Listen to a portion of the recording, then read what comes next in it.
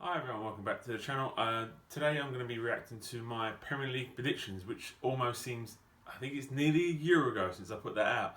What a strange season that we've had in the English Premier League, and just football and sport and the world in general at the moment. It's been crazy. There was a huge 3-month break, we came back, there was no fans, we were having 5 subs a game per team. We had VAR, which was around all year, which was a complete controversy, mess up, whatever you want to think of that, think about what you will. But I'm just going to react to my predictions that I made at the start of the season and how well did I do compared to the finish table. I'm going to tell you now, not very well. I'll start off with West Ham like I did in my original video. I was hoping West Ham would be finishing in and around sort of the lower top half of the table, between 10th and 8th. They ended up finishing 16th, which is not a great year from a West Ham point of view. Many reasons why this has gone wrong. You can look at the manager, Pellegrini, who was there at the start, got the sack in around December time. The players that came in weren't quite gelling as well as we thought.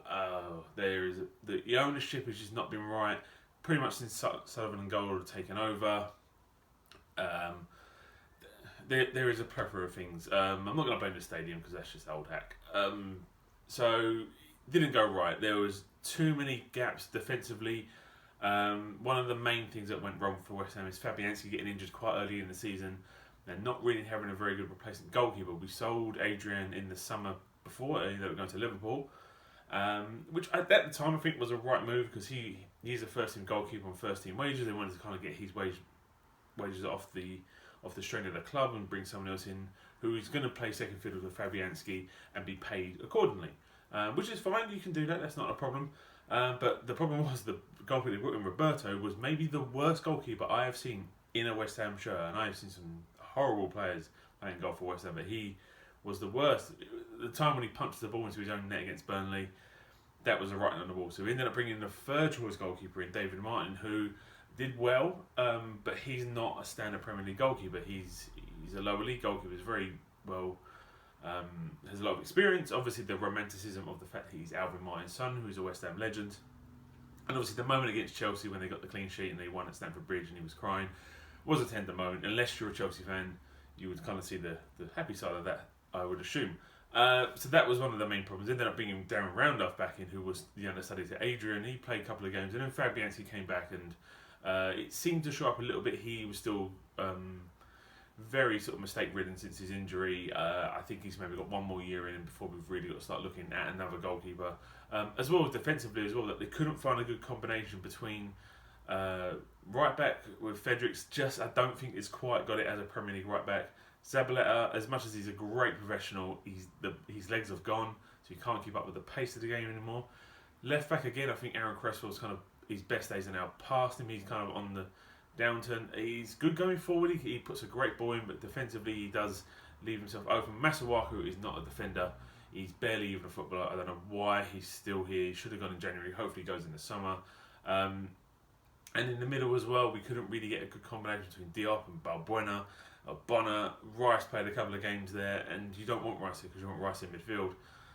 So that was one of the main problems. Letting too many goals. I think West Ham gave up the most points from winning positions, which is not an acceptable thing to do. You're going to end up in that sort of relegation battle if you do that.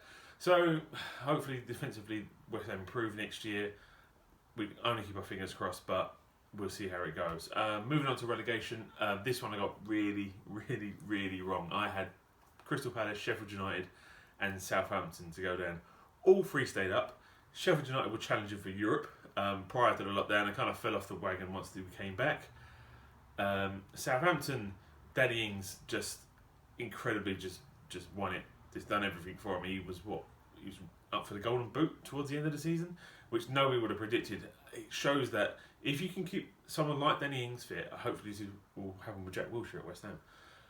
He is a great striker, and I was a bit ashamed when West Ham never signed him, but he did well for there. And Crystal Palace, I think a lot of their work was done prior to the lockdown. They were kind of sitting in mid-table. When they came back, they had nothing to play for, so it was hard to get those players motivated to play without any fans or anything in the stadium.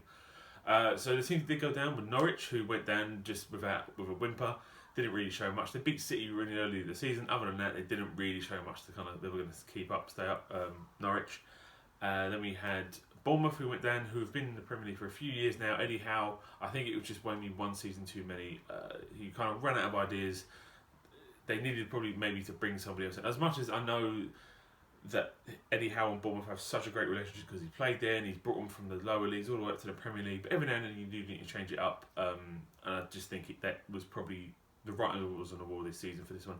And Watford as well. Watford are now the victims of their own downfall because they keep changing managers every season. I can't remember the last time a Watford manager started the season and ended the same season. This season they had 4. I don't understand the logic of sacking Nigel Pearson 2 games before the end of the season when you had Arsenal and City to play. What I didn't see the logic in that. I didn't see the reasons why that was happening because Hayden Mullins coming in. What could he do? Like, he couldn't sign any players. He was even working under Pearson, so I don't really see the logic in that. So Watford kind of shot themselves in the foot, I think, with that one. The top 4 as well, I got really wrong as well. I got one right actually. Man United finishing 4th, and that was what I predicted, so I did well there. Chelsea ended up finishing 3rd, which was really good for Lampard in his first year. All of the sort of hurdles he had to face at the start of the season with a very young squad. First year in the Premier League for himself as a manager.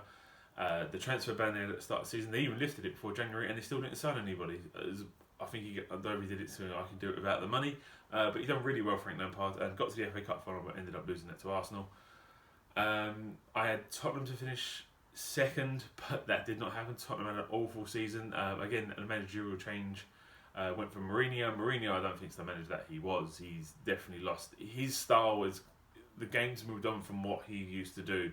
So unless he changes, he's not going to be the Mourinho that we had his first one at Chelsea, or when he was at Inter Milan, or when he was at Real Madrid. Even parts of his second spell at Chelsea as well. That Mourinho is gone. So he needs to change what he needs to do.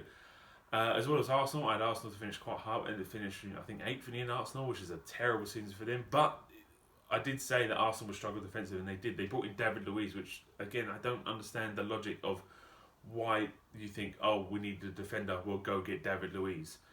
It's like saying, I need to strain some pasta, let me go get a bowl. It's not gonna. It doesn't work. It just doesn't. I don't understand how that worked out.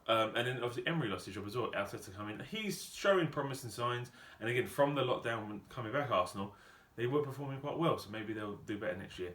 I actually also had Liverpool to finish 3rd. That really backfired on me. I thought Liverpool would kind of run out of steam.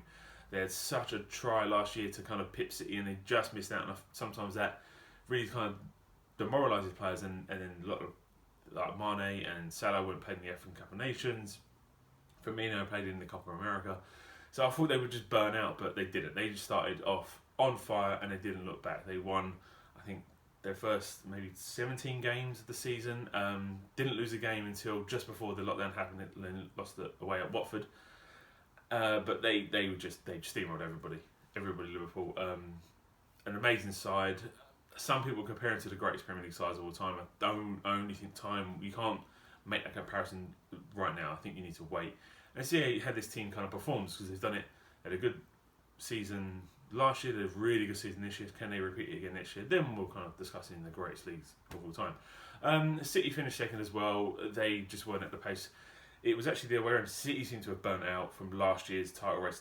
Liverpool just kept them on it so much last year, and I think that did burn the City players out. So this season they really struggled. I think that early loss to Norwich really kind of dented their confidence, and then from there they just looked, especially when they lost to Liverpool, that was kind of the writing was on the wall, and that put Liverpool, I think, 12 points clear, and they just never looked back from there.